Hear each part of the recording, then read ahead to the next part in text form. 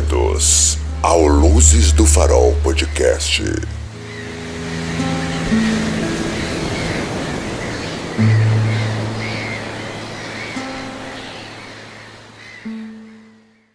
Meu nome é Brian Vincent e esse é o Luzes do Farol, um podcast onde nós falamos sobre crimes reais, filmes, séries, talvez livros e coisas obscuras da internet. E eu sou o Rafael, o co-apresentador desse programa. E hoje nós temos finalmente a última parte da série tão aguardada desse podcast, assim, a melhor série desse podcast. Na verdade, as métricas do Spotify dizem o contrário, mas eu estou gostando, então a gente vai continuar lendo. E eu quero finalmente saber o que acontece nesse final. E a última parte, como eu tinha dito pra vocês no último episódio dessa série, se chama Amigos, que é basicamente o encerrando o ciclo, né, da história. Deixa eu só pegar o aqui. A primeira foi passos, depois balões, depois boxes, mapas, telas e agora a gente termina em amigos. Então a gente sai do início, vai pro meio e volta pro início também. E Você quiser falar, a gente começa no início, aí a gente vai pro meio, e depois a gente vai pro final. Não, essa história aqui é uma bagunça, porque o início dessa história começa no início da nossa história. Né? Quer fazer um resumão? A história começa com ele falando sobre o barulho de passos no travesseiro dele. Não, no carpete, no travesseiro dele. Ele fala, quando você coloca a cabeça no travesseiro, você ouve o seu coração batendo e parece som de passo no carpete. Ah, é verdade. E aí, Nossa. nisso, ele acorda dentro na floresta. A gente pensa que ele foi sequestrado, né? Mas a gente não sabe direito o que é essa pessoa. Se é uma pessoa, se é uma entidade, se é um... Não sei. Mas ele acorda na floresta. Aí ele pensa, nossa, que paia, eu estou aqui na floresta. Tem uns bichos lá, o tubarão a De boia. boia, isso. Isso, de boia. Aí ele, aí ele vem pra casa andando, chega em casa, a mãe dele e a polícia já estão lá. E Ele fala que tem uma carta. Uma carta que ele falava que ele ia embora, entendeu? Só que não era dele a carta. pode crer. E o primeiro episódio ele termina com esse detalhe, que a mãe dele fala que encontrou uma carta dizendo que ele ia embora e na verdade ele, né, não foi. A gente começa a suspeitar que fosse um sequestrador. Aí, no segundo episódio, ele fala sobre uma dinâmica que teve na escola dele, sobre fazer uma carta e colocar um balão, e aí você solta esse balão na cidade. Bem perigosa, É inclusive. extremamente perigoso e, assim, nada a favor do meio ambiente. Esse pessoal dos anos 80 não tinha nada na cabeça, principalmente americano. E aí ele faz essa dinâmica e ninguém retorna a ele por um bom tempo. Até que do nada uma pessoa começa a retornar com fotos, assim, aleatórias. Fotos que parecem ser de lugares random do mundo. E aí ele começa a receber um bocado. E aí no final ele faz uma conexão entre essas fotos. Percebe que todas elas ele estava nessa foto. Mesmo que não por inteiro, só de alguma partezinha do corpo dele. Se aparecer só a cabecinha do dedo dele, ele já estava contando. Ele sempre estava em todas as fotos. Aí, no terceiro episódio, que é Boxes, o gato dele, que chama Boxes porque ele gostava de caixas, ele desaparece da nova casa dele, porque ele se mudou da casa antiga, por algum motivo, que a mãe dele fica assustada com alguma coisa que ela viu embaixo da casa, só que ela não fala nada. E aí eles se mudam, e aí o gato some. Ele pensa que o gato possivelmente estaria na casa antiga. Ele vai até a casa antiga com um amigo dele, o Josh, e aí ele tem todo um quase encontro com o cara de novo. O Josh chega a encontrar de fato o cara chega a tirar uma foto do Josh e o gato não tava lá. Eles voltam pra casa e ele escuta o barulho do gato embaixo da cama. Quando ele vai embaixo da cama, ele percebe que é um walkie-talkie. E o outro walkie-talkie é o que o Josh deixou cair lá na casa antiga. Então, na verdade, o barulho do caixa, do Boxes, é o barulho dele através do walkie-talkie. O que significa que o cara estava na casa e ele pegou o Boxes. Em mapas, a gente tem um recorte temporal totalmente diferente, em que ele e o Josh tentam fazer um mapa da floresta. E aí eles ficam saindo e voltando, e saindo e voltando. Aí eles constroem uma porra de uma jangada. Os dois entram em cima da Sim. jangada e vai construir o mapa deles, ao invés de só gerar no Minecraft, não, foram já fazer à mão, como os astecas e mais. E pra fazer isso eles tinham que descer o riozinho com a jangada pra poder observar, só que sempre anoitecia antes deles conseguirem aumentar. Aí eles tinham que voltar, e teve todo um quase encontro de novo, com a senhora Meg, inclusive.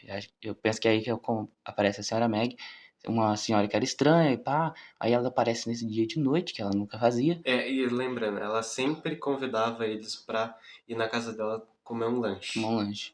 E aí, nessa vez, ele até brincou, você vai me chamar pra tomar um lanche? E ela falou, não, né, talvez outra hora.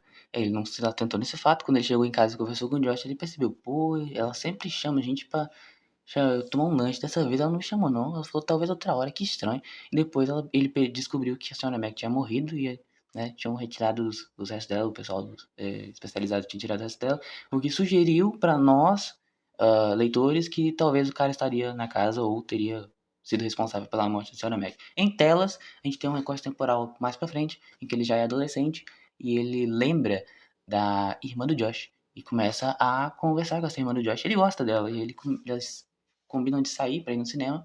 Eles assistem o filme e quando eles estão indo embora. Aí você continua. Aí quando eles estão indo embora do filme, o menino...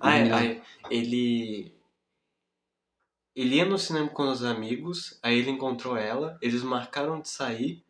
No caminho pro cinema, um carro para perto dele e depois acelera e vai embora. E aí eles vão pro cinema. Depois do filme, ele encontra o carro no estacionamento. Isso, eles passam pelo carro no estacionamento, ele tava com o vidro quebrado, que era um detalhe que ele tinha guardado, e aí ele precisa sair de perto dela porque ele precisa fazer xixi. E aí, no tempo que ele vai fazer xixi, enquanto ele volta, ele escuta um barulho, quando ele volta, ela foi terrivelmente atropelada.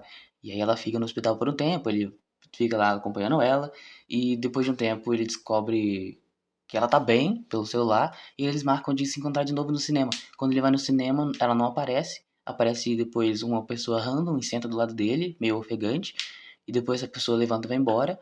E quando ele sai pra ver o que aconteceu, né? Ele, com o celular, ele parece que ainda tava conversando com ela, se eu não tô enganado. Só que depois ele descobre que esse tempo todo ela tinha morrido. E o celular dela estava com outra pessoa. E a gente para aí. A nossa história acaba aí. Com ele falando: vejo você novamente, em breve. Olhando as fotos dela, do celular dele, credo. E aí a gente fecha o ciclo agora, eu penso que a gente fecha, ou a gente inicia outro, não sei, com a história Amigos. A história Amigos começa mais ou menos assim. No primeiro dia do jardim de infância, minha mãe decidiu me levar para a escola. Nós dois estávamos nervosos e ela queria estar lá comigo até o momento em que eu entrasse na sala de aula. Demorei um pouco mais para me arrumar de manhã devido ao meu braço que ainda estava em recuperação. O gesso subiu alguns centímetros além do meu cotovelo, o que significava que eu tinha que cobrir o braço inteiro com uma bolsa de látex, especialmente projetada quando eu tomava banho. A bolsa foi construída para apertar firmemente ao redor da abertura para vedar qualquer água que pudesse destruir o gesso. Eu tinha me tornado realmente hábil em apertar a bolsa sozinho. Naquela manhã, no entanto, talvez devido à minha excitação ou nervosismo, eu não tinha apertado a tiro o suficiente e no meio do banho eu podia sentir a água se acumulando dentro da bolsa ao redor dos meus dedos. Eu pulei e rasguei a proteção de látex, mas pude sentir o gesso anteriormente rígido ficar macio depois de absorver a água. Como não há como limpar efetivamente a área entre o corpo e o gesso, a pele morta que normalmente teria caído fica ali. Quando mexido com umidade, como suor, ele emite um odor, e aparentemente esse odor é proporcional à quantidade de umidade introduzida, porque logo depois que comecei a tentar secá-la, fui atingido pelo forte fedor de podridão. Enquanto eu continuava a esfregá-la freneticamente com a toalha, ela começou a se desintegrar.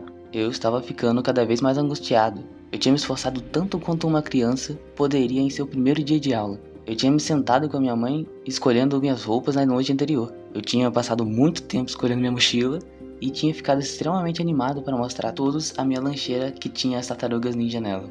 Eu tinha caído no hábito da minha mãe de chamar essas crianças que eu ainda não conhecia de meus amigos, mas conforme a condição do meu gesso piorava, eu ficava profundamente chateado com o pensamento de que certamente eu não seria capaz de aplicar esse rótulo a ninguém quando esse dia acabasse. Derrotado, mostrei para minha mãe. Levou 30 minutos para tirar a maior parte da umidade enquanto trabalhava para preservar o resto do gesso. Para resolver o problema do cheiro, a minha mãe cortou lascas de uma barra de sabão e as deslizou para dentro do gesso. Então, esfregou o restante do sabão do lado de fora em uma tentativa de esconder o cheiro rançoso de um mais agradável. Quando chegamos na escola, meus colegas já estavam envolvidos em sua segunda atividade e eu fui enfiado em um dos grupos. Não me deixaram muito claro quais eram as diretrizes da atividade. E, em cerca de 5 minutos, eu tinha violado as regras tão gravemente que cada membro do grupo reclamou com o professor e perguntou por que eu tinha que estar no grupo deles. Eu tinha levado um marcador para a escola na esperança de poder coletar algumas assinaturas ou desenhos no meu gesso, ao lado da minha mãe. E, de repente, me senti muito tolo por ter colocado um marcador no meu bolso naquela manhã. Os alunos do jardim de infância tinham um refeitório só para eles na minha escola primária, mas algumas mesas eram proibidas. então eu não tinha que sentar sozinho. Eu estava conscientemente cutucando as pontas desafiadas do meu gesso quando uma criança sentou da minha frente. Gostei da sua lancheira. Quer fazer a criança?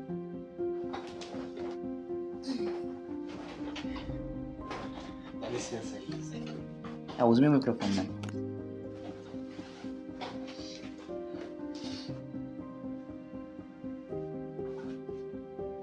Tem que fazer voz de criança? Não, senão não está fazendo. Mano, não precisa vir aqui. Vai ser uma conversa, vem aqui. Aí a gente vai. Esse aqui, né? Esse cara você segura na sua mão. É, pode ser.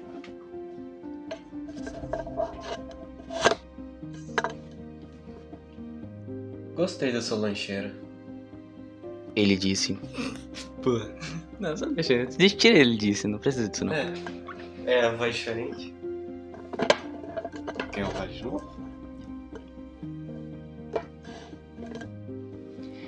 Eu podia dizer que ele estava tirando sarro de mim e fiquei realmente bravo. Na minha mente, aquela lancheira era a última coisa boa do meu dia. Não levantei os olhos do meu braço e senti uma queimação dos meus olhos pelas lágrimas que eu estava segurando. Olhei para cima para dizer pro garoto para me deixar em paz, mas antes que eu pudesse dizer as palavras, vi algo que me fez parar. Ele tinha exatamente a mesma lancheira. E eu ri. Gostei da sua lancheira também, Acho que o Michelangelo é o mais legal. disse ele enquanto imitava movimentos de nunchaku. Eu estava prestes a rebater dizendo que o Rafael era o meu favorito, quando ele derrubou sua caixa de leite aberta na mesa e colocou em seu colo. Eu tentei muito segurar meu riso, já que eu não conhecia ele, mas o olhar de luta no meu rosto deve ter parecido engraçado para ele, porque ele começou a rir primeiro. De repente, eu não me senti tão mal com meu gesso, e pensei que essa pessoa dificilmente notaria agora de qualquer maneira. Só então pensei em tentar a sorte. Ei, você quer autografar o meu gesso? Enquanto eu tirava o marcador, ele me perguntou como eu quebrei. Eu disse a ele que eu caí da árvore mais alta do meu bairro. Ele pareceu impressionado. Eu observei desenhar laboriosamente seu nome e, quando ele terminou, perguntei o que estava escrito. Ele me disse que dizia Josh. Josh e eu almoçávamos juntos todos os dias e, sempre que podíamos, fazíamos parceria para projetos. Eu ajudava com sua caligrafia e ele assumia a culpa quando eu escrevia peido na parede com marcador permanente. Eu viria a conhecer outras crianças, mas acho que eu sabia, mesmo naquela época, que Josh era meu único amigo de verdade. Levar uma amizade para fora da escola quando você tem 5 anos é, na verdade, mais difícil do que a maioria se lembra. No dia em que lançamos nossos balões, nos divertimos tanto que perguntei ao Josh se ele queria vir à minha casa no dia seguinte para brincar. Ele disse que sim e que levaria alguns de seus brinquedos. Eu disse que também poderia explorar e talvez nadar no lago. Quando cheguei em casa, perguntei à minha mãe e ela disse que tudo bem. Meu entusiasmo era ilimitado, até que percebi que não tinha como entrar em contato com Josh para contar a ele. Passei o fim de semana inteiro preocupado que a nossa amizade fosse dissolvida até segunda-feira. Quando o vi depois do fim de semana, fiquei aliviado ao descobrir que ele tinha encontrado o mesmo obstáculo e achei engraçado. Mais tarde, naquela semana, nós dois nos lembramos de anotar nossos números de telefone em casa e depois trocá-los na escola. A minha mãe falou com o pai de Josh e ficou decidido que minha mãe iria buscar Josh e eu na escola naquela sexta-feira. O fato de morarmos tão perto tornava as coisas muito fáceis para nossos pais, que pareciam trabalhar constantemente. Quando minha mãe e eu mudamos para o outro lado da cidade no final da primeira série, eu tinha certeza que a nossa amizade tinha visto seu último dia. Enquanto nos afastávamos da minha casa, onde vivia a vida inteira, senti uma tristeza que eu sabia que não era apenas sobre a casa. Eu estava dizendo adeus ao meu amigo para sempre. Mas Josh e eu, para minha surpresa e alegria, continuamos próximos. Apesar de passarmos a maior parte do tempo separados e só nos vermos nos fins de semana, continuamos notavelmente parecidos à medida que crescemos. Nossas personalidades se fundiram, nosso senso de humor se completavam e frequentemente descobríamos que tínhamos começado a gostar de coisas novas de forma independente. Até soávamos tão parecidos que, quando eu ficava com o Josh, ele às vezes ligava para minha mãe fingindo ser eu. Sua taxa de sucesso era impressionante. Minha mãe às vezes brincava que a única maneira de nos diferenciar era pelo cabelo. Ele tinha cabelo liso e loiro sujo, como a irmã, enquanto eu tinha cabelo cacheado e castanho escuro, como a minha mãe. Que? Ele é cacheado! Que? Nada a ver com... Tá, eu imaginei ele cacheado, mas eu imaginei ele cacheado loiro. Eu achava que era o contrário, na verdade. Eu achava que ele era loiro e o Josh tinha cabelo preto, é o contrário. Eu nem imaginei os personagens, pra falar a verdade. Ah, eu imaginei ele o tempo todo. Toda vez que eu tava lendo, eu imaginava Eu todo o cenário. imaginava esses personagens genéricos que pra qualquer pessoa pudesse se encaixar, entendeu? Nossa, não, eu até te falei, eu tinha exatamente como ele era na minha mente, que era igualzinho meu amigo da França. Às vezes eu pensava na gente, às vezes, entendeu? Pra ser Encaixado mais também. fácil, de lembrar. Eu pensava, tá, Você seria o Josh. eu seria o Josh. Por que eu sei disso? Mas não é porque eu achava que eles teriam nossa aparência, eu achava que seria mais fácil assim. Aí sempre quando era o personagem principal, eu imaginava você criança. Aí depois eu imaginava eu criança, entendeu? Pra ficar Caramba, mais fácil. que legal.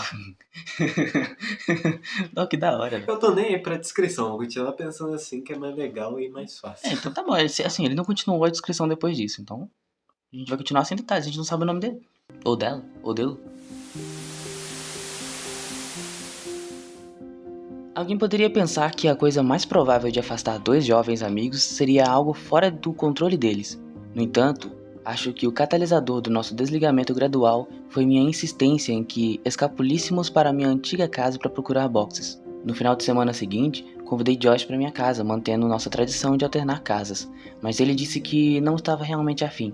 Começamos a nos ver progressivamente menos ao longo do ano seguinte, ou assim, passou de uma vez por semana, para uma vez por mês, para uma vez a cada 2 meses. No meu 12º aniversário, minha mãe deu uma festa para mim. Eu não tinha feito muitos amigos desde que nos mudamos, então não foi uma festa surpresa, já que a minha mãe não tinha ideia de quem convidar. Contei para um punhado de crianças que conheci e liguei para Josh para ver se ele queria ir. Originalmente, ele disse que não achava que conseguiria ir, mas um dia antes da festa ele me ligou para dizer que estaria lá. Fiquei muito animado porque não o via há vários meses.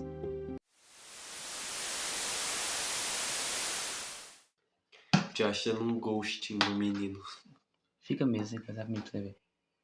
Era muito fácil dar ghost nos anos 80, né? Sim, na verdade, você mudava de quadra e você sumia, né? A pessoa não te achava mais, porque não tinha internet. A pessoa ou ela ligava e o telefone era fixo, fica no meio da casa, só pode ir lá e puxar o cabo, ou bloquear um número. E tinha que... E não era caro ligar, uma coisa assim? Acho que isso era no Brasil, né? Que você tinha que esperar ter... Né? Lá Não nos era que Estados era Unidos caro, mas... e aqui no Brasil sempre foi plano. Você paga, só que é pós-pago. Tipo, quanto mais chamada você faz, mais caro fica. Eu lembro que eu tive telefone fixo na minha casa e eu fazia ligações pra minha mãe quando eu era criança. Na verdade, mais ou menos na idade do personagem principal. E a conta vinha tipo R$300, porque eu fazia muita ligação. R$300 de telefone é de quebrar a firma. A festa correu muito bem. Minha maior preocupação era que Josh e as outras crianças não se dariam bem, mas eles pareciam gostar bastante um do outro. Josh estava surpreendentemente quieto. Ele não tinha me trazido um presente e se desculpou por isso, mas eu disse a ele que não era grande coisa. Eu estava feliz que ele conseguiu vir. Tentei iniciar várias conversas com ele, mas elas pareciam continuar chegando a beco sem saída. Perguntei a ele o que estava de errado. Disse a ele que não entendia porque as coisas tinham ficado tão estranhas entre nós. Elas nunca foram assim antes. Costumávamos sair quase todo fim de semana e falar ao telefone a cada 2 dias. Perguntei a ele o que aconteceu conosco. Ele levantou os olhos de seus sapatos e apenas disse: Você foi embora? Logo depois que ele disse isso, minha mãe gritou do outro quarto que era hora de abrir os presentes. Forcei um sorriso e entrei na sala de jantar enquanto cantavam parabéns pra você. Havia algumas caixas embrulhadas e muitos cartões, já que a maioria da minha família extensa morava fora do estado. A maioria dos presentes era boba e esquecível, mas lembro que Brian me deu um brinquedo Mighty Max em forma de cobra que guardei por anos depois. Minha mãe insistiu que eu abrisse todos os cartões que haviam sido trazidos e agradecesse a cada pessoa que havia dado um, porque vários anos antes, no Natal, eu havia rasgado o papel de embrulho e os envelopes com tanto fervor que destruí quaisquer possibilidades de discernir quem havia enviado qual presente ou qual quantia de dinheiro. Separamos os que haviam sido enviados pelo correio e os que haviam sido trazidos naquele dia, para que os meus amigos não tivessem que me ver abrindo cartões de pessoas que eles nunca conheceram. A maioria dos cartões dos meus amigos tinha alguns dólares e os dos meus familiares continham notas maiores. O envelope não tinha meu nome escrito, mas estava na pilha, então eu abri. O cartão tinha um padrão floral genérico na frente e parecia ser um cartão que tinha sido recebido por outra pessoa que agora estava reciclando para o meu aniversário porque ele estava realmente um pouco sujo. Na verdade, eu apreciei a ideia de que era um cartão reutilizado, já que sempre pensei que cartões eram bobos. Eu inclinei para que o dinheiro não caísse no chão quando eu o abrisse, mas a única coisa dentro era a mensagem que tinha vindo impressa no cartão. Eu te amo. Quem me deu esse cartão não escreveu nada nele, mas circulou a mensagem a lápis algumas vezes. Eu ri um pouco e disse, nossa, obrigado pelo cartão incrível, mãe. Ela olhou para mim interrogativamente e então voltou sua atenção para o cartão. Ela me disse que não era dela e pareceu se divertir enquanto mostrava para os meus amigos, olhando para os seus rostos tentando discernir quem tinha feito a brincadeira. Nenhuma das crianças se adiantou, então minha mãe disse, não se preocupe, querido, pelo menos agora você sabe que 2 pessoas te amam. Ela seguiu com um beijo extremamente prolongado e excruciante na minha testa que transformou a perplexidade do grupo em histeria. Estavam todos rindo, então poderia ter sido qualquer um deles. Mas Mike parecia estar rindo mais alto. Para me tornar um participante em vez de assunto da piada, eu disse a ele que só porque ele tinha me dado aquele cartão, ele não deveria pensar que eu o beijaria mais tarde. Todos nós rimos, e quando olhei para Josh, vi que ele estava finalmente sorrindo. Bem, acho que esse presente pode ser o vencedor, mas você tem mais alguns para abrir. Minha mãe deslizou outro presente na minha frente. Eu ainda estava sentindo os tremores de risada reprimidas em meu abdômen enquanto rasgava o papel colorido. Quando vi o presente, não precisei mais reprimir o riso. Meu sorriso caiu quando olhei para o que tinha ganhado. Era um par de walkie-talkies. Eu os levantei e todos pareceram aprovar, mas quando voltei minha atenção para Josh, pude ver que ele tinha ficado com um tom doentio de branco. Nós nos olhamos por um momento e então ele se virou e entrou na cozinha. Enquanto eu observava discar o número no telefone com um fio preso na parede, minha mãe sussurrou em meu ouvido que ela sabia que Josh e eu não conversávamos tanto desde que os walkie-talkies quebraram. Então, ela pensou que eu gostaria. Eu estava tomado por uma intensa apreciação pela consideração da minha mãe, mas esse sentimento foi facilmente dominado pelas emoções ressuscitadas pelas memórias que eu tanto tentei enterrar. Quando todos estavam comendo bolo, perguntei a Josh para quem ele tinha ligado. Ele disse que não estava se sentindo bem, então ligou para o seu pai buscá-lo. Eu entendi que ele queria ir embora, mas eu disse a ele que eu gostaria que pudéssemos sair mais. Eu estendi um dos walkie-talkies para ele, mas ele levantou a mão em recusa. Desanimado, eu disse, bem, obrigado por vir, eu acho. Espero te ver nos próximos aniversários. Desculpe. Tentarei retornar a ligação com mais frequência. Tentarei mesmo. A conversa estagnou enquanto esperávamos na minha porta pelo pai dele. Olhei para o rosto dele. Josh parecia genuinamente arrependido por não ter se esforçado mais. Seu humor pareceu subitamente fortalecido por uma ideia que lhe ocorreu. Ele me disse que sabia o que me daria de aniversário. Levaria um tempo, mas ele achava que eu realmente gostaria. Eu disse a ele que não era grande coisa, mas ele insistiu. Ele parecia estar de melhor humor e se desculpou por ser um saco na minha festa. Ele disse que estava cansado, que não estava dormindo bem. Perguntei por que isso aconteceu enquanto ele abriu a porta, em resposta à buzina do pai dele, na garagem. Ele se virou para mim e acenou adeus, enquanto respondia a minha pergunta. Acho que sou sonâmbulo. Essa foi a última vez que eu vi o meu amigo e, alguns meses depois, ele se foi. Nas últimas semanas, o relacionamento entre minha mãe e eu tem se tornado cada vez mais tenso devido às minhas tentativas de aprender os detalhes da minha infância. Muitas vezes, não se pode saber o ponto de ruptura de uma coisa até que ela se quebre. E depois da última conversa com minha mãe, imagino que passaremos o resto das nossas vidas tentando consertar o que levou uma vida inteira para ser construído. Ela colocou tanta energia em me manter seguro, tanto física quanto psicologicamente, mas acho que as paredes que deveriam me isolar do mal também estavam protegendo sua estabilidade emocional. Quando a verdade veio à tona, na última vez que conversamos, pude ouvir um tremor em sua voz que acho que era uma reverberação do colapso do seu mundo. Não imagino que minha mãe e eu conversaremos muito mais, e embora ainda haja algumas coisas que não entendo, acho que sei o suficiente. Depois que Josh desapareceu, seus pais fizeram tudo o que podiam para encontrá-lo. Desde o primeiro dia, a polícia sugeriu que eles contatassem todos os pais dos amigos de Josh para ver se ele estava com eles. Eles fizeram isso, é claro, mas ninguém ouviu ou tinha ideia de onde ele poderia estar. A polícia não conseguiu entregar nenhuma informação nova sobre o paradeiro de Josh, apesar de terem recebido vários telefonemas anônimos de uma mulher pedindo que comparassem esse caso com o caso de perseguição que havia sido aberto cerca de 6 anos antes. Se o controle da mãe de Josh sobre o mundo afrouxou quando seu filho desapareceu, ele quebrou quando viu Verônica morrer.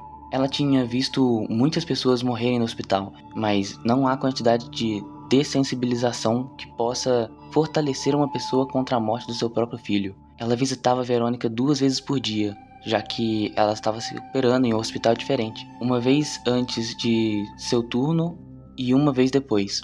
No dia em que Verônica morreu, sua mãe saiu tarde do trabalho e, quando chegou ao hospital de sua filha, Verônica já havia falecido. Isso foi demais para ela e, nas 2 semanas seguintes, ela se tornou cada vez mais instável. Ela frequentemente saía gritando para Josh e Verônica voltarem para casa, e houve várias vezes em que seu marido a encontrou vagando pelo seu antigo bairro no meio da noite, seminua e procurando freneticamente por seu filho e filha.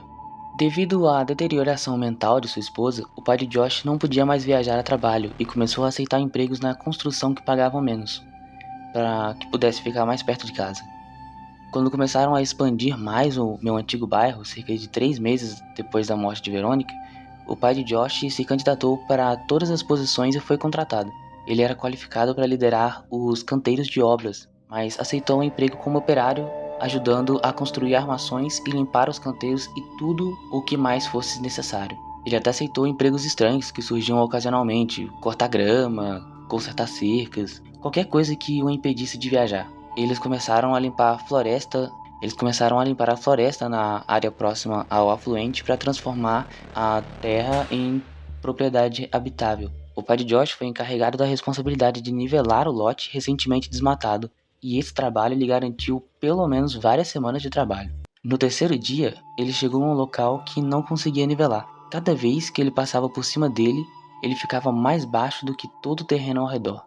Frustrado, ele desceu da máquina e foi inspecionar a área. Ele estava tentado a simplesmente colocar mais terra na depressão, mas sabia que seria apenas uma solução estética e temporária.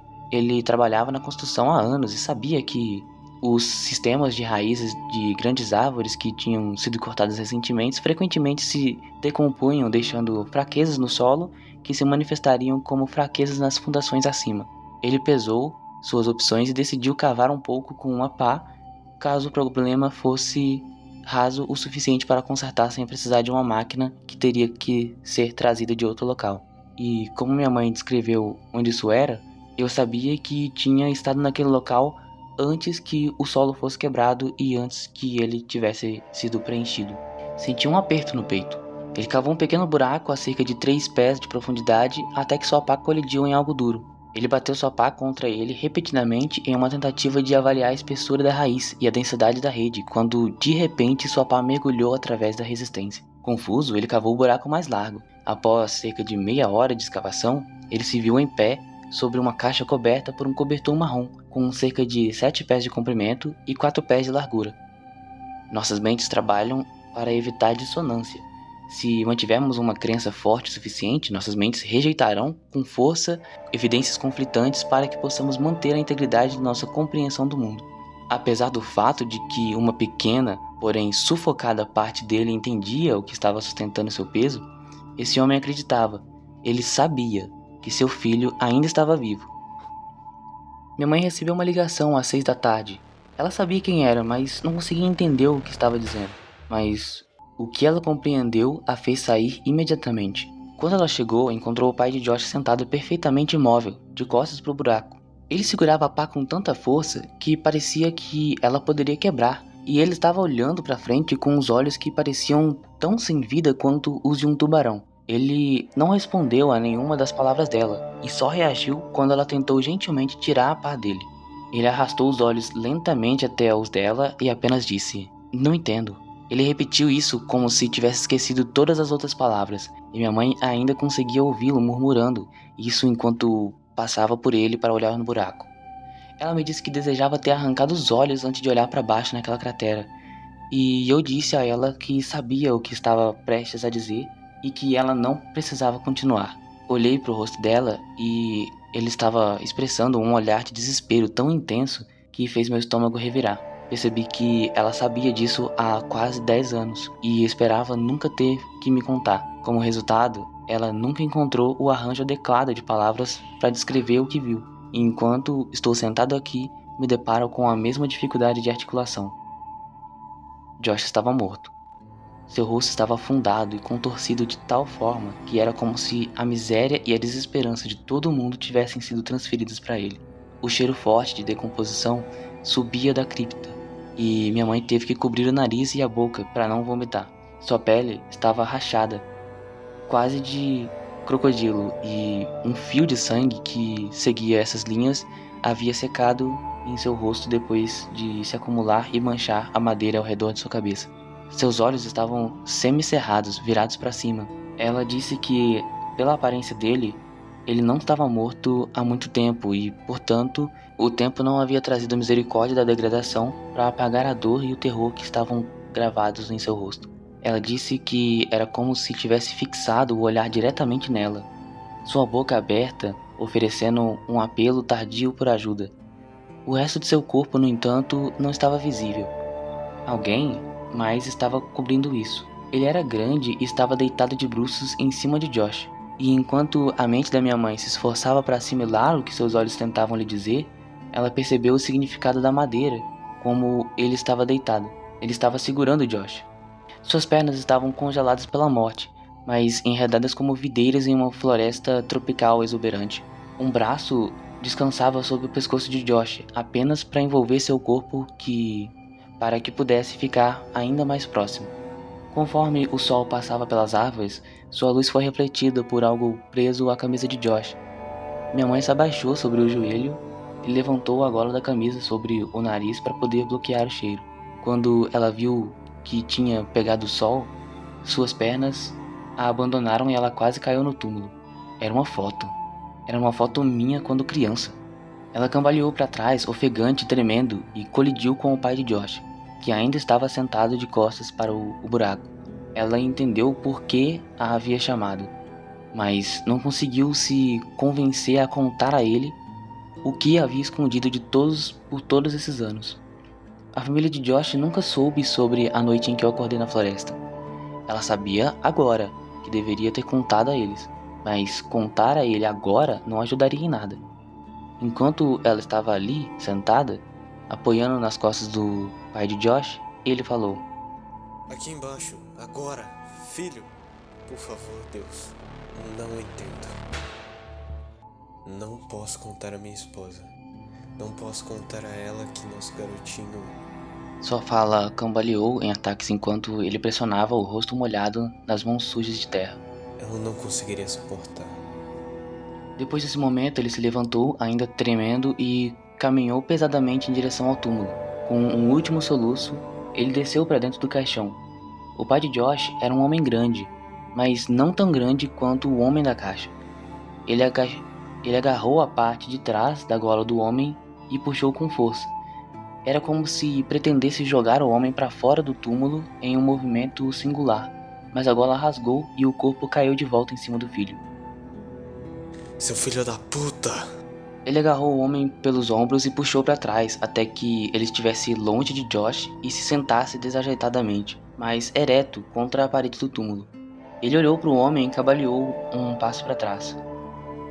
Deus, oh Deus, não, por favor, Deus. Por favor, Deus, não.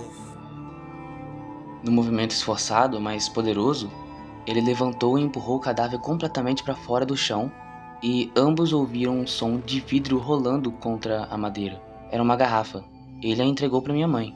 Era éter. Oh, Josh, meu garoto, meu bebê, por que tem tanto sangue? O que ele fez com você? Enquanto minha mãe olhava para o homem, que agora estava virado para cima, que estava diante de uma pessoa que assombrava nossas vidas por mais de uma década. Ela o imaginou tantas vezes, sempre maligno e sempre aterrorizante, e os gritos do pai de Josh pareciam confirmar seus piores medos. mas enquanto ela olhava para o rosto dele, ela pensou que isso não parecia com quem ela imaginava. Era apenas um homem. Ao olhar para sua expressão congelada, ela realmente parecia serena. Os cantos de seus lábios estavam ligeiramente virados para cima. Ela viu que ele estava sorrindo. Não o sorriso esperado de um maníaco de um filme ou história de terror. Não um sorriso de um demônio ou uma assombração. Esse era o sorriso de contentamento ou satisfação. Era um sorriso de felicidade. Era um sorriso de amor. Ao olhar para baixo do rosto dele, ela viu um ferimento tremendo no pescoço dele, de onde a pele havia sido arrancada. Ela ficou aliviada a princípio quando percebeu que o sangue não era de Josh. Talvez ele tivesse sofrido menos, mas esse conforto durou pouco, pois ela percebeu o quão errada estava. Ela levou a mão à boca e sussurrou, quase como se tivesse medo de lembrar ao mundo o que havia acontecido. Josh deve ter mordido o pescoço do homem na tentativa de se libertar, e embora o homem tivesse morrido, Josh não conseguia movê-lo. Comecei a chorar quando pensei em quanto tempo ele poderia ter ficado ali. Ela olhou nos bolsos do homem em busca de algo que tivesse algum tipo de identificação, mas só encontrou um pedaço de papel. Nele havia um desenho de um homem de mãos dadas com um garotinho, e ao lado do garoto haviam iniciais. Minhas iniciais. Gostaria de pensar que ela estava se lembrando dessa parte da história de forma imprecisa, mas nunca saberia com certeza. Enquanto o pai de Josh tirava o filho do túmulo, minha mãe enfiou o pedaço de papel no bolso. Ele continuou resmungando que o cabelo do filho tinha sido tingido. Ela viu que sim, agora estava castanho escuro, e notou que ele estava vestido de forma estranha. Suas roupas eram todas muito pequenas.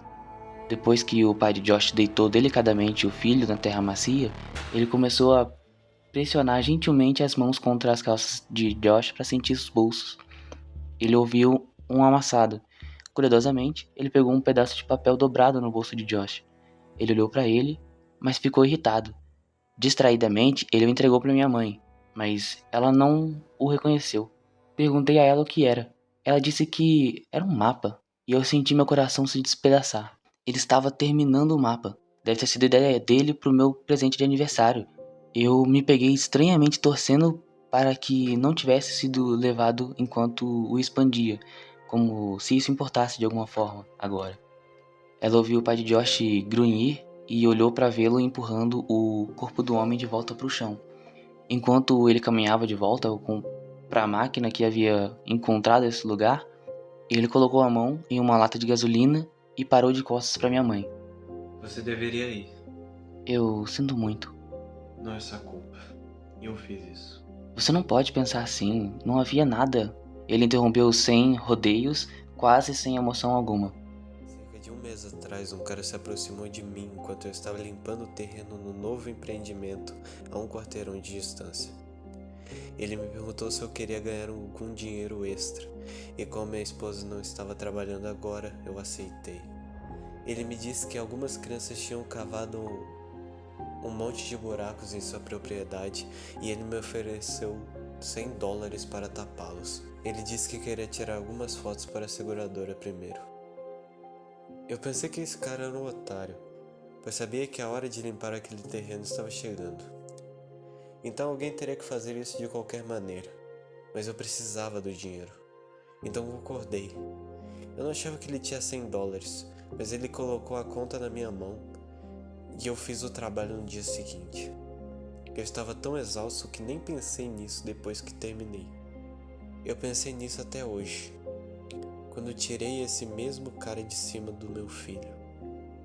Era como se dizer em voz alta o obrigasse a aceitar o que tinha acontecido, e ele caiu no chão em lágrimas. Minha mãe não conseguia pensar em nada para dizer e ficou ali em silêncio pelo que pareceu uma vida inteira. Ela finalmente perguntou o que ele faria sobre Josh. Seu local de descanso final não será aqui com esse monstro. Quando ela olhou para trás quando chegou ao carro, ela podia ver fumaça preta subindo e se espalhando contra o céu âmbar, e ela esperava, contra todas as esperanças, que os pais de Josh estivessem bem. Saí da casa da minha mãe sem dizer muito mais. Disse a ela que a amava e que falaria com ela em breve. mas não sei o que em breve significa pra nós. Entrei no meu carro e fui embora. Agora, eu entendia por que os eventos da minha infância tinham parado anos atrás. Como adulto, agora eu via as conexões que se perdiam em uma criança que tende a ver o mundo em instantâneos em vez de uma sequência. Pensei em Josh. Eu o amava naquela época e ainda o amo. Sinto mais falta dele agora que sei que nunca mais o verei. E me pego desejando tê-lo abraçado na última vez que o vi. Pensei nos pais de Josh, o quanto eles perderam e quão rápido essa perda aconteceu. Eles não sabem sobre minha conexão com nada disso, mas eu nunca poderia olhá-los nos olhos agora. Pensei em Verônica. Eu só a conheci de verdade mais tarde na minha vida, mas por aquelas poucas semanas acho que realmente a amei. Pensei na minha mãe.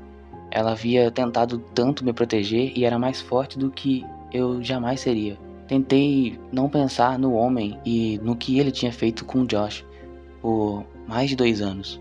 A maioria das vezes eu só pensava em Josh. Às vezes eu queria que ele nunca tivesse sentado na minha frente naquele dia no jardim de infância, que eu nunca tivesse conhecido o que era ter um amigo de verdade. Às vezes eu gosto de sonhar que ele está em um lugar melhor, mas isso é apenas um sonho. Eu sei disso. O mundo é um lugar cruel, tornado ainda mais cruel pelo homem. Não haveria justiça para o meu amigo, nenhum confronto final, nenhuma vingança. Já tinha acabado há quase uma década para todos, menos para mim agora. Sinto sua falta, Josh. Lamento que você tenha me escolhido, mas sempre guardarei com carinho minhas memórias de você. Nós éramos exploradores, nós éramos aventureiros, nós éramos amigos.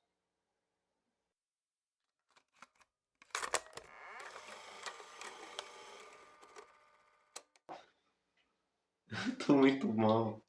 Fica registrado só um detalhe, foi o primeiro abraço do Rafael em 7 anos, tá? É uma conquista. Nossa, mano, eu tô muito mal.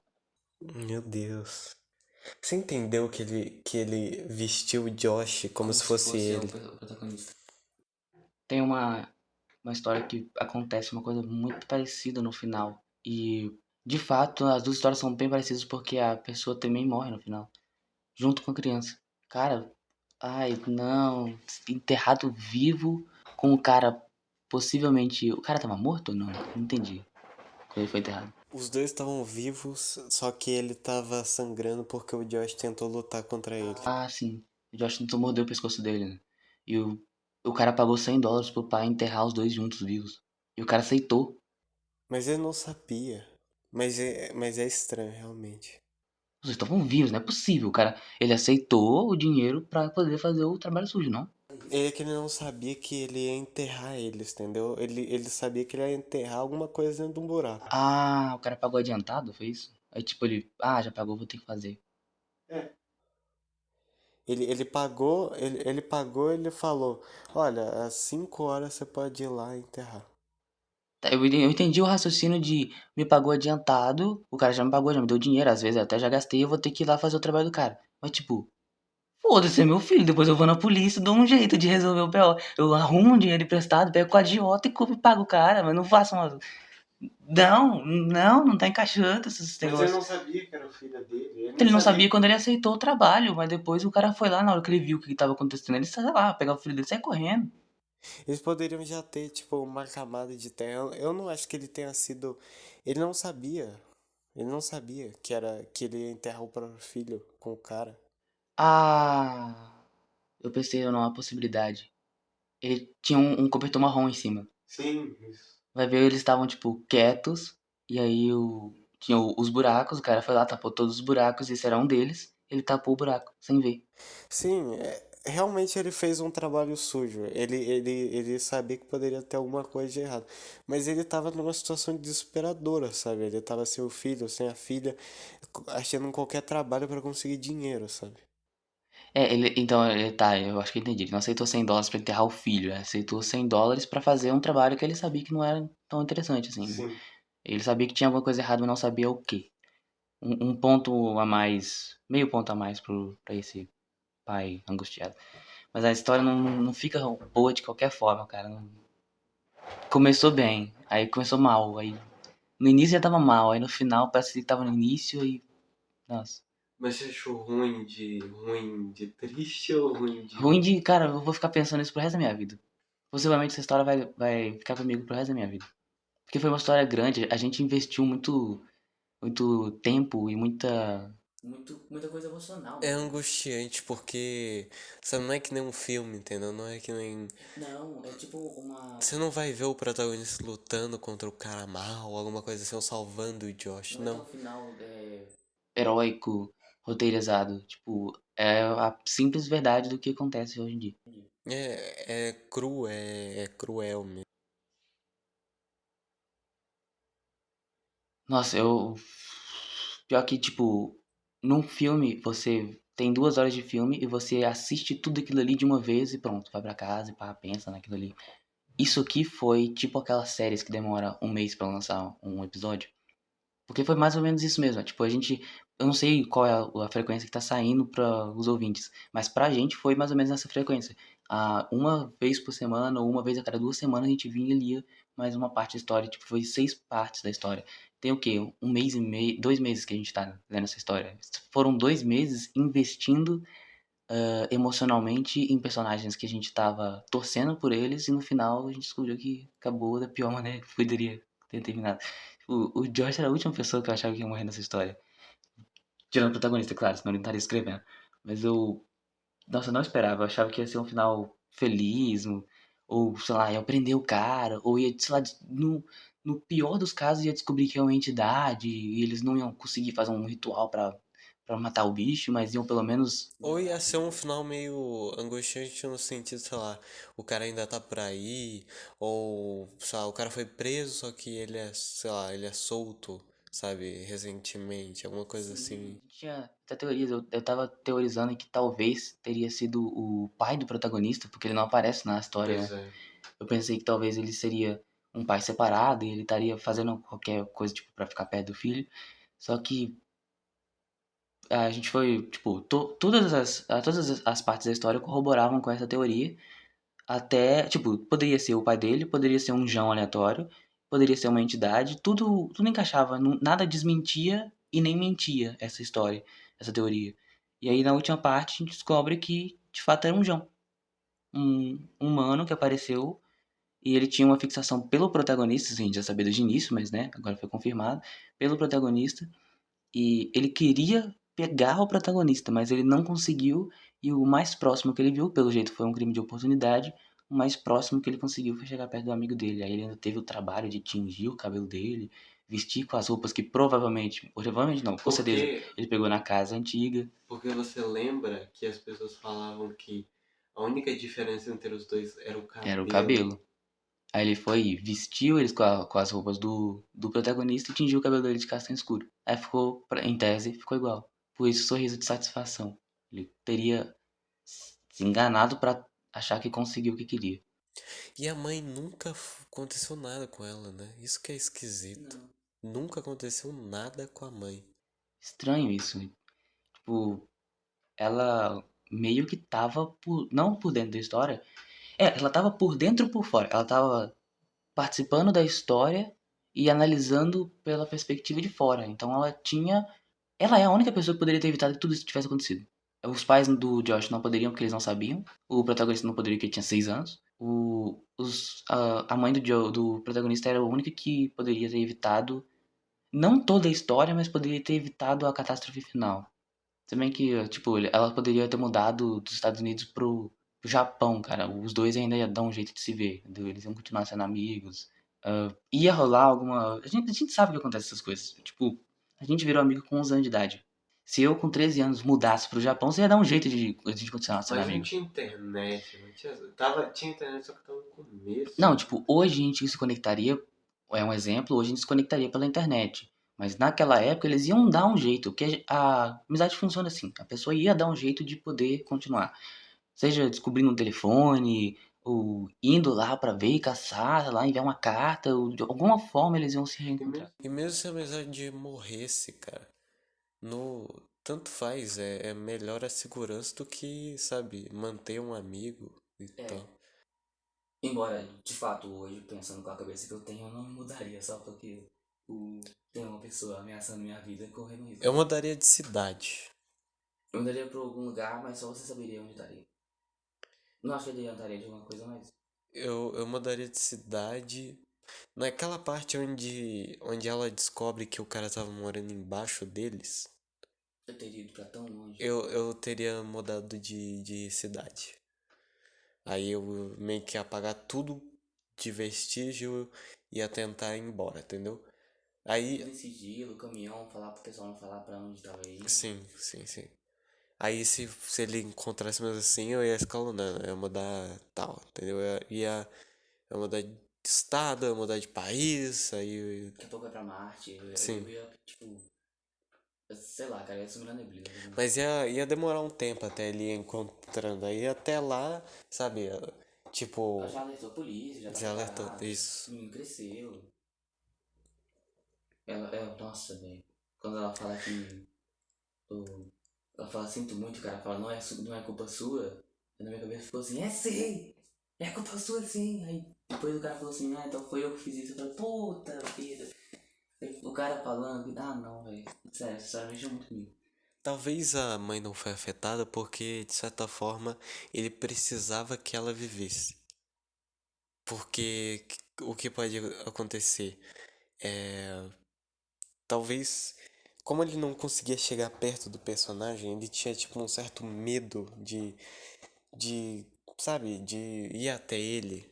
Quando ele chegava perto, ele, tanto na parte do cinema, ele ficava ofegante. Ele sentou perto dele, ficou ofegante, não falou uma palavra e ele foi embora. Você tá cometendo um crime? Ele não tinha coragem de chegar perto do personagem, mas ele precisava que a mãe estivesse lá para poder cuidar dele, porque ele não tinha o pai. Que pode ter acontecido, talvez ele tenha matado o pai dele, eu não duvido.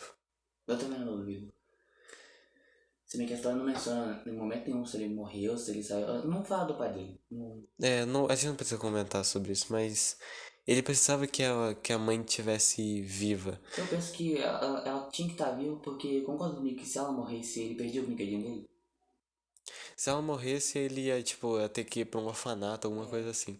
E Ele mesmo tá quando bem. adulto, porque a escola, a história termina ele meio que adulto, assim, tipo, sei lá, 20 anos, Ele talvez. sumiu quando ele era um adolescente. Se ele perdesse a mãe, ele não ia ter mais nada que prendesse ele. Então, ele podia mudar de país, sabe? Mudar, recomeçar a vida dele. Então, ele precisava de uma âncora que mantesse ele perto. Provavelmente foi isso. Eu ia levantar a teoria, uma possível, assim, não é nem chega a ser uma teoria, é só uma hipótese de a mãe conhecer o cara. Só que eu fiquei esperando por isso quando ela tava vendo o corpo, só que ela não demonstrou nenhum aspecto de que ela conhecia ele. Era só uma pessoa. Eu acho que era realmente um negócio da âncora, porque ele não gostava de ninguém que demonstrasse amor por ele. Então ele tirou o animal dele, ele tirou o melhor Ele tinha amigo. ciúme, né? Sim. Sim, e ele tirou a irmã do Josh, ele tirou o Josh, ele tirou o Boxes. Então ele tirava qualquer pessoa que demonstrasse carinho por ele. Só que a mãe precisava manter porque ele precisava que alguém cuidasse do garoto e ele precisava que alguém mantesse ele por perto. Sim. Então era isso. Nossa, foi muito bem arquitetado o plano do cara. E, de fato, no final, não deu certo, mas chegou próximo. Ele conseguiu causar estrago o suficiente no personagem. Agora, saindo da parte da... Quer comentar mais alguma coisa? Não. Agora, saindo da parte da história, saindo de dentro da história, analisando ela por fora, eu tenho que dizer que essa história foi muito bem escrita. Por mais que ela seja muito longa, e o que costuma acontecer em histórias assim fictícias é que se você estender demais, você acaba se perdendo no ponto central. E essa, como eu disse, ela fez uma coisa meio Vingadores. Ela sabia o que ela queria desde o início. Quando ela escreveu a parte 1, parece que o cara já sabia o que ela queria escrever aqui em Amigos. Ele já tinha feito um esboço completo de todas as 6 partes, porque foi muito amarradinho. Cada parte completava a outra e fazia uma conexão muito, cara, muito legal, assim, a conexão entre essas partes, fazendo com que fluísse. A história fluía, não agarrou, não ficou enchendo saco, enchendo linguiça, não ficou, não, cara, foi bem fluido, cada parte com seu respectivo título cada parte fez sua parte, é complicado, mas cada parte fez o seu papel muito bem. E no final, a última parte conseguiu fazer o trabalho de amarrar todas as anteriores, fazer uma revisão e finalizar com o clímax da história, como a gente sabia que tinha acontecido. Deu uma breve contextualizada no final, mas só no final também. A gente esperou até a sexta parte pra descobrir que o cara tinha cabelo cacheado e só isso. E até hoje a gente não Verdade. sabe o nome dele, a gente sabe o nome de todos os personagens, menos dele. E eu penso que histórias boas terminam assim, sem te dar todas as respostas. São as histórias que te fazem ficar pensando sobre isso. A gente vai ficar pensando nesse personagem, vai ficar pensando por que ele podia ter feito, por que isso aconteceu com ele, quem que era esse João, e sei lá, uma coisa mais aleatória, qual que é o nome dele, sei lá, uma coisa. A gente vai ficar pensando nessa história por muito tempo. Eu, pelo menos, eu não sei de você, mas eu, pelo menos, vou ficar pensando nessa história Eu por também. isso. E possivelmente eu não conseguiria ler essa história de novo. Se alguém pedisse pra eu ler de novo, ou sei lá, aconteceu um acidente, Daqui 10 anos, talvez. daqui um tempão assim a gente fala assim, vamos ler essa história pra fazer um throwback, eu falo, não sei se eu leria de novo, cara. Não só pelo fato dela ser grande, o que também é um fato muito grande, possibilitante de não ler essa história de novo, mas porque é tipo filme que é muito bom, você não pode ver uma segunda vez. Eu quero que essa história continue boa assim na minha mente. Eu não quero ler de novo, porque senão eu vou começar a achar erros e coisas. Enfim, cara, nota 0 a 10 eu com certeza daria 100. Sim. Uma coisa foi muito fora da curva essa história. Sim, é 10 com certeza, porque ela não te dá o que você quer. E isso que é interessante, né? É uma história crua, é uma história verdadeira. Isso pode acontecer na vida real e pode acontecer com qualquer um, porque a gente viu que não era um cara especial, não era o pai dele, não era ninguém, era uma pessoa. Foi qualquer pessoa, poderia ser qualquer um, sabe? Então, eu gosto nisso, é uma história muito real, uma história que pode acontecer na vida real, mesmo tendo, sabe, sendo uma história muito longa, com várias coisas que, tipo, uma conecta na outra, como uma história mesmo, ainda assim é uma história muito real, uma coisa que pode acontecer na vida real. A gente entende que ele alongou um pouco para poder criar a narrativa, porque é uma história. Se ele fosse contar tudo como se fosse uma anedota, não teria graça. E, de fato, é o que você falou. Não só pode acontecer com qualquer um, como com certeza está acontecendo nesse momento com alguém. Isso acontece muito frequentemente, mais vezes do que a gente gosta de imaginar. Tem estatísticas que falam sobre isso e não é à toa que no ano de 2023 o stalking passou a ser crime aqui no Brasil e no resto do mundo também, porque tá demais, o povo não, o povo tá muito afrontoso, eles não estão respeitando mais os limites dos outros, tipo, o stalking, ele é um caso, assim, nossa, vou puxar um pouquinho a sardinha pro lado do psicanálise, mas o stalking, ele é um caso de uma pessoa que não consegue respeitar o limite de outra pessoa. Você é uma pessoa que eu não conheço. Eu quero te conhecer. Eu não sei como chegar em você, mas eu quero te ter. Eu quero te ter de alguma forma. E aí eu vou fazer de tudo para poder ter esse objetivo. O objetivo não é eu te conhecer, o objetivo é eu te ter, não importa como. E aí a pessoa vai criando formas desesperadas de se aproximar. E essas aproximações, elas nem sempre vão soar natural, porque a pessoa está muito ansiosa, ela vai com muita sede, ou pode faz uma coisa que pode ser totalmente não natural, tipo, um crime, né? A pessoa pode cometer um crime facilmente porque ela tá naquela ânsia, naquele desespero para poder se aproximar de outra pessoa. E assim, o que eu tenho para falar depois disso é o que eu já tinha falado em outros episódios. Gente, toma cuidado com as informações que você deixa na internet. Gente que tem Instagram público não fica postando foto com seu uniforme da escola, com seu uniforme do trabalho, com foto de que possa identificar a sua casa, o número da sua casa, o nome da sua rua. Então, não poste story em local público se você ainda estiver lá. Não faz live também em local público se você ainda estiver lá. Só posta story quando você já estiver em casa, seguro. E, cara, tenta manter a vida mais low profile possível, porque quanto mais amostra você tiver, mais gente, você vira alvo pra mais gente, concorda comigo? Você tá amostra pra mais pessoas. Tipo, eu mesmo penso nisso todos os dias quando eu posto um vídeo. Eu vejo um vídeo meu que tem 10 mil visualizações. Eu falo, cara, 10 mil pessoas. De 10 mil pra ter dois João ali que são mal intencionados é dois pulos, cara. Muito fácil. E é uma coisa de fato fácil, que acontece com todo mundo, já aconteceu com todo mundo. já aconteceu com pessoas próximas da gente, com certeza você conhece alguém que aconteceu isso, porque vai ser mais velho que anda pra frente, então é muito fácil de acontecer. E é isso. Bom, a gente não é como. Acho que nem tem como criar um clima, né? Tipo, galerinha, vamos lá. Então a gente só vai finalizar, porque acho que os dois já falaram o suficiente. Então é isso. A história é muito boa, eu gostei muito dela, eu vou ficar pensando por muito tempo, espero que vocês pensem também por muito tempo. E mandem comentários do que vocês acharam, teorias de alguma coisa. Tipo, você acha que por que ele nunca tentou afetar a mãe de alguma forma, tudo mais? Será que a mãe conhecia o João? Se bem que na história meio que prova que não, mas sei lá, às vezes você dá uma teoria que é convincente. É. Será que o pai poderia ser importante pra essa história em algum momento? Então é isso. E diga o que você pensou dessa história desde o início até aqui e a sua teoria pra esse final. E, gente, a gente tá nos principais agregadores de áudio e no YouTube também. Deixa a sua teoria também nos comentários do vídeo ou no comentário do último post do nosso perfil no Instagram, Luz do Farol Pod. E segue a gente no Instagram, no Spotify, deixa 5 estrelas pra gente no agregador que você usa pra escutar a gente. Um like no YouTube. Seu like no vídeo. E sugestões para próximos episódios. E é isso, gente. Não tem mais o que falar, né? Eu acho que vocês já entenderam o clima. É isso. Tchau.